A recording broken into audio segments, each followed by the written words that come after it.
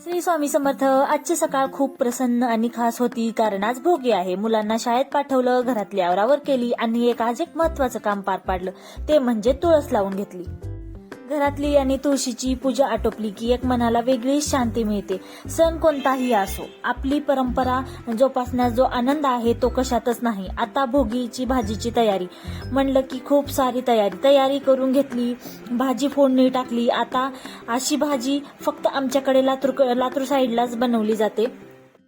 प्रत्येक भागातली पद्धत ही वेगळीच, पण उद्देश मात्र एकच. सगळ्या हंगामी भाज्या वापरून भोगीची भाजी बनवतो, त्यामुळे ती फक्त चविष्टच नाही तर आरोग्यासाठीही उत्तम असते. भोगीची भाजी, तीळ लावलेली बाजरीची भाकरी, तर हे आमच्याकडे आज नैवेद्य दाखवलं जातं. आणि त्याचसोबत जे 5 सुवासनी आहेत किंवा आपल्या गल्लीमध्ये जे आहेत त्यांना दिलं जातं. त्यासोबतच चुडे पण आज दिले जातात, चुडे घातले जातात. तर अशी या पद्धतीनं आमच्याकडे भोगी साजरी केली जाते. तुमच्याकडे कशी भोगी साजरी करतात कमेंटमध्ये नक्की सांगा. आणि सगळ्यांना मकर संक्रांतीच्या खूप खूप शुभेच्छा.